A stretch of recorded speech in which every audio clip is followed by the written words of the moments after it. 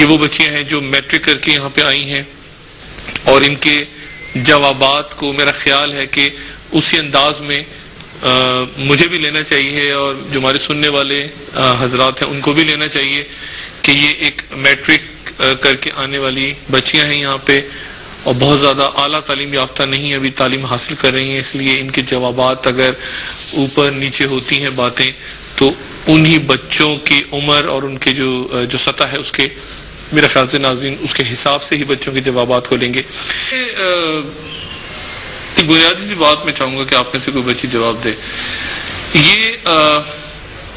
دین ابراہیمی سے کیا مراد ہے؟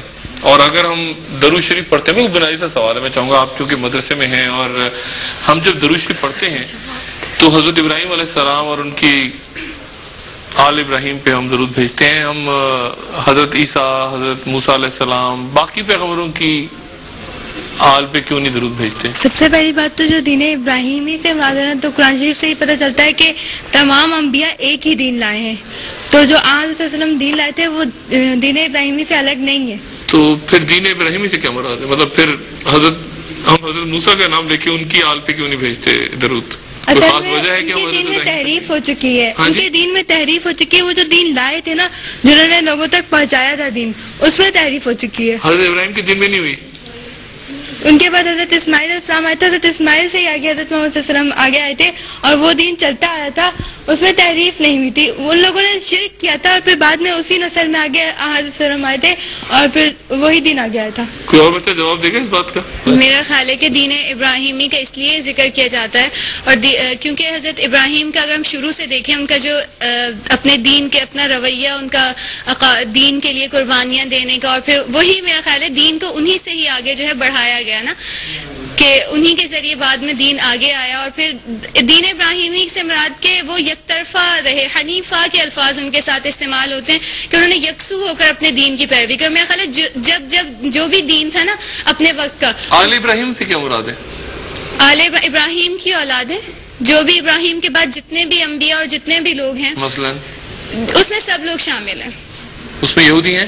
سب لوگ اس میں شامل ہیں۔ نہیں، یہودی ہیں؟ کون جواب دے گا اس بات کا؟ ہاں، سب اس میں شامل ہیں، بڑا یہودی بھی ہیں اس میں، ہے نا؟ یہودی بھی ہیں، سب لوگ اس میں شامل ہیں۔ بس یہی میں پوائنٹ ریز کرنا چاہ رہا تھا کہ ہم اس لیے دین ابراہیمی کا ذکر کرتے ہیں کہ جو تینوں مذاہب جو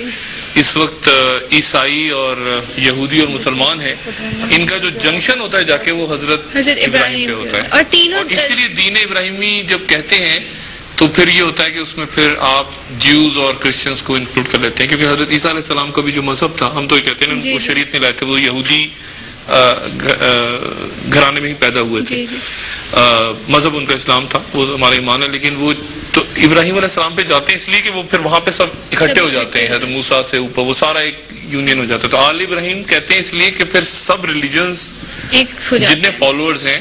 ان سب پہ دور چلا جائے۔ حضرت ابراہیم علیہ السلام جد امجد ہیں اور انبیاء کے، اور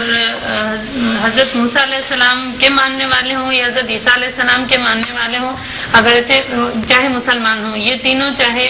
جیسے حضرت موسیٰ علیہ السلام کے ماننے والے حضرت عیسیٰ کو نہیں مانتے، اور حضرت عیسیٰ علیہ السلام کو ماننے والے پھر حضور صلی اللہ علیہ وسلم کو نہیں مانتے، لیکن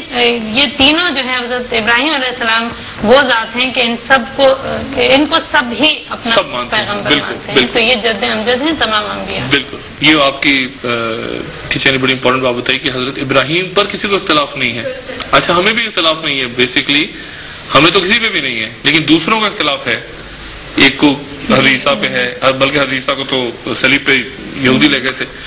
اور اسی طرح سے، لیکن حضرت ابراہیم پہ کسی کو اختلاف نہیں ہے۔ نہ صرف یہ کہ اختلاف نہیں ہے بلکہ ہم پابند ہیں ان کے ادب اور احترام کے، کہ حضرت عیسیٰ علیہ السلام بھی جب تک ہم ایمان نہیں لائیں گے ہمارا ایمان مکمل نہیں ہوگا، یا حضرت موسیٰ علیہ السلام پہ ہم ایمان نہیں لائیں گے تو ہمارا ایمان مکمل نہیں ہوگا۔ تو اللہ کے نبی صلی اللہ علیہ وآلہ وسلم کو آخری نبی مانتے ہوئے ہم پابند ہیں کہ ہم سارے انبیاء پر نہ صرف یہ کہ ایمان لائیں، ان کی لائی ہوئی شریعتوں کو بھی صحیح تسلیم کریں اور ان کا بحیثیت نبی ہی احترام بھی کریں۔ بلا شبہ